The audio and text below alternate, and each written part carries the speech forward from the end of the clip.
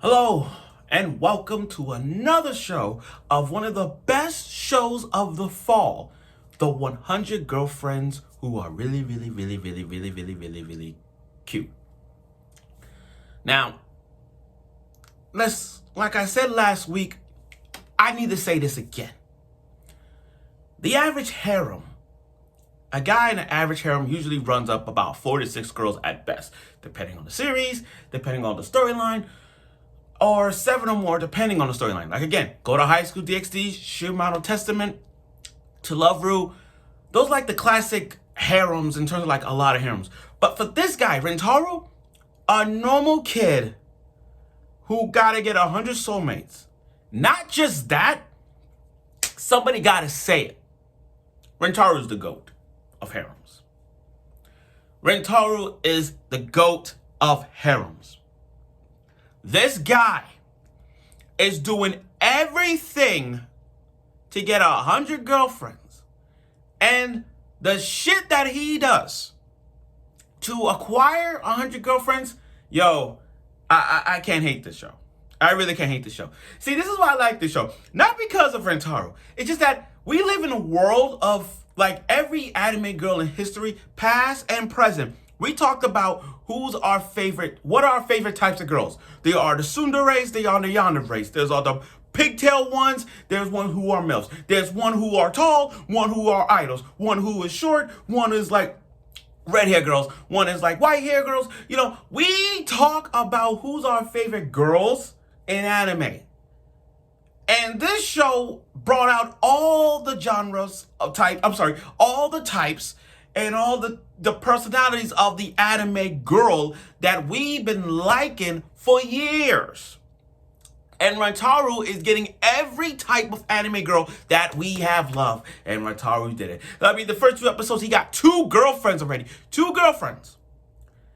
And now we're in the second episode where, again, going back to what I said, there's going to be a lot of references. The first episode, we had a Tokyo Ghoul reference. Now, we're bringing up more references in this episode. And Rentaro's life has gotten worse and worse. But I like, not worse and worse. Spectacular every time. So without further ado, let's get right to an episode 2 review of the 100 Girlfriends Who Are Really Cute. And yes, that's a name. Now, Rentaro, my boy. This is what Kazuya needs to do from Rent a Girlfriend. Kazuya needs to watch this guy do. I mean, Rentaro is talking to the same electric pole that he's been, that's his childhood friend. You know what I mean? He's been talking to that same pole ever since. Is that weird? Talking to the same pole about you got rejected, this and that 100 times. Can you imagine that? Think about that. You talk to an inanimate object. That's like looking at my Dragon Tail pill like, should I talk to that? No. So, again, girlfriend 1 and girlfriend 2. Now, again, with all the girlfriends he has, it's hard for me, still reading this, it's hard to keep track of all the girlfriends. So what I do is that I just say the lustful girl in code names. The lustful girl and the tsundere girl. Okay, so you got both of them. You got both of them hanging out, you got both of them walking away from Taro. And they all have this competition of holding hands. And all that love thing keep popping up. Love. Like, and the blushness. Oh my God. The blushness is spot on. The animation is so spot on with their blushness. It's so hardcore to watch it. And you got them holding hands, one rejected. It's like their personality. But that lustful girl going in. Now the opening. We finally got to see the opening of this show. We finally got to see the opening of this. I like it. I like the opening. I mean, the opening is just so ridiculously funny. I mean, you got the vice principal there, but I'm gonna get to her later. And then you got and then you see all the 5 girlfriends, right? And they passing out each love letter. Each love letter is different. Like one got a burn letter, one got a lot of scientific letter, one got a photo of the lustful letter, one got a tsundere letter, one got the. It's like so many different letters. And Rentaro getting a Street Fighter reference in the opening, like he gets all these hearts attacking him. KO! Like this is ridiculous. Like again, Street Fighter reference. And then the opening is so funny that they fed him on the rooftop, feeding him everything. There was a scene in the opening where they fed him a soda can. No, really, a soda can. A soda can, and he got all fat. I'm like, this guy. It's like, it doesn't matter what they do to him, he'll still love them. And that's what I like Rentaro for. Okay, now back to what I was saying. Now, their first time as a threesome couple, we got to see the vice principal. Yo, let me talk to you about this vice principal. That is the ugliest bitch ugliest old principal, vice principal I've ever seen. I think what they're doing is the reference to Love Ru. You guys know to Love Ru? The chubby vice principal is a pervert. This female vice principal is so fucking perverted. I mean, literally. Let's break down the details of her. Let's do it. She got an ugly ass hairstyle that you see from JoJo Bizarre Adventure, and JoJo sucks. Yes, I said it, JoJo trash. She got an ugly hair that is JoJo Bizarre with some saggy ass tits. Like, fucking put on a bra with some saggy tits, saggy tits, and then all of a sudden, one break the rules. She's a creepy ass Spider Woman, like Spider-Man, like going on like it's like The Ring or The Grudge, anything like. She's so scary. Like if you turn around, she'd be like, ah, like that. She is gonna be. You could look above the ceiling, she'll creep on you, and then that long ass tongue, French kissing them. I'm like, oh my god, that's what they call her, Sonic the Sketch Hag. But that's how. Again, Sonic the Hedgehog reference to. I'm counting how many times we got a reference in this episode. We got a lot of references. There was so many references, you're hard to keep track. But you had what I said, Sonic the Hedgehog reference. You had a Street Fighter reference. I'm like, oh my god. Now, for his time going out with those two, Rentaro has now is the big moment. The first kiss. The first kiss. Now, how are you going to get the first kiss? It's kind of funny. There were a lot of funny moments in this one. Like, you got the one tsundere girl who trying to get closer with and bringing up like soccer reference, like Leo Messi and Ronaldo. But this show, and we forgot about this. This show is so fan service. Now, it's not as high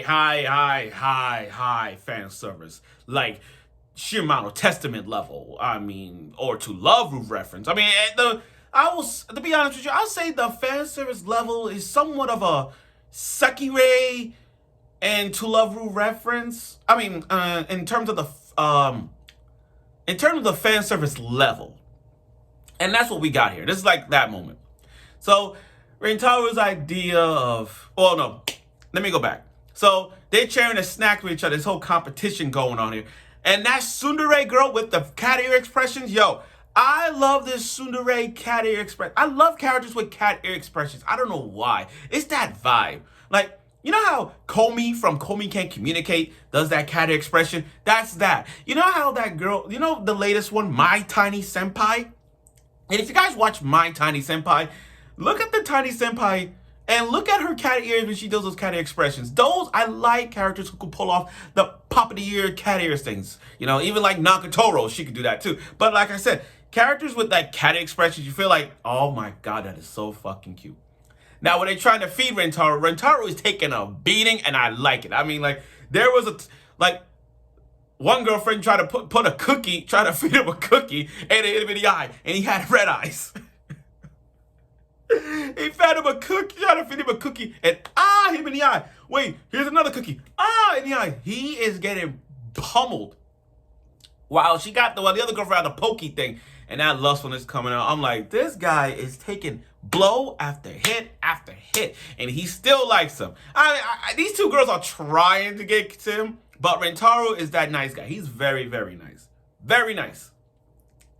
So Rentaro's idea was to blindfold them, get the kiss. Try to do another way to get a kiss. Okay.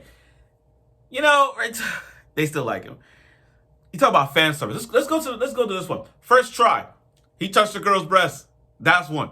Number 2. Got distracted by the cat. Tsundere kicked him in the nuts. He kicked him in the nuts and he still lived.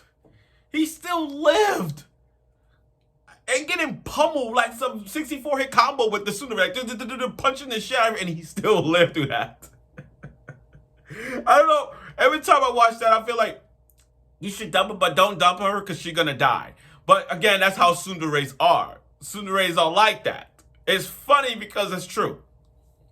So they try everything. With the lustful girl, it's always in positions. And for him, it's always wrestling moves. Like he just got suplexed.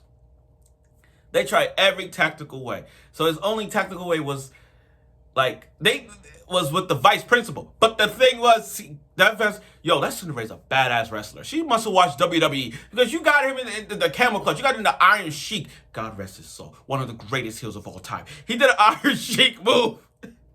The camel clutch. Oh my God. Now, after everything, there's been all the communess to get a first kiss going. After everything, they decided to hold hands with each other and kiss at the same time. And then the UFO came out. Now, the next day, here we go. Now the quest for 100 girlfriends has started. We got to introduce Shizuka, the quiet girl. Now, I did spoil that one because that was you're going to get out of it. But we introduced another girl. Zing. You know, at Hotel Transylvania, you go zing. That's what this was. So now, the other girl appears. We're now, next week, introducing girlfriend number 3. And I will tell you this. This is the reason I like her. She's, out of all the girlfriends he has so far, because I've been reading the manga, about all the chapters I've been reading, she's in my top 5. And I'm going to tell you, and I'm not going to tell you why. Just watch her, and you'll see why. And for all of us who, and I'll give you a hint. I'll give you one hint. She's a character I adore from Rent a Girlfriend. Trust me, that's that character. But I do like the direction where this is going, because they showed us all the characters that we're gonna be facing. We're gonna see them later.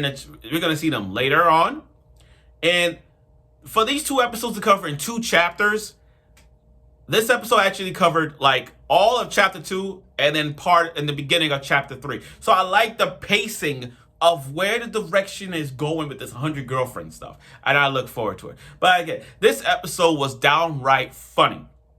And again, with so many references we're getting in this show, oh my God. This show is downright funny. For our harem comedy fans, edgy, well, not high level edgy, but still, this is funny to watch. I'm telling y'all guys, this is one of the most funniest shows you have to see for the fall. And if there's one episode I really am looking forward to, if they got the guts to do it. And one of the chapters that I read, there was a long ass dialogue of Rentaro talking. If they put that up there, make no mistake about it, this is the best show of the fall. If they put that chapter, and I'm pretty sure you guys know what chapter I'm talking about. And I can't find the number chapter, but there was a chapter that he had Rentaro talking all that long ass monologue, and I hope they get into that. But anyway, episode 2 was downright funny. So funny that you can't even, like, you can laugh at all the references they're doing, especially that sound, those things. But still, if you want to see a show that has like the harem of the comedy, this is this. He's the GOAT. Rentaro is the GOAT. This is a guy who could take a beating from all these girls and still he'll fight and die for them. That's why I like this guy. He's the GOAT. He's the Thanos. He's the gauntlet. Like, for real. So, I look forward for next week's episode of the debut of the other girl, girlfriend number 3. So, let's see where this goes, guys. And I'm pretty sure you guys know well. So, stay tuned for next week.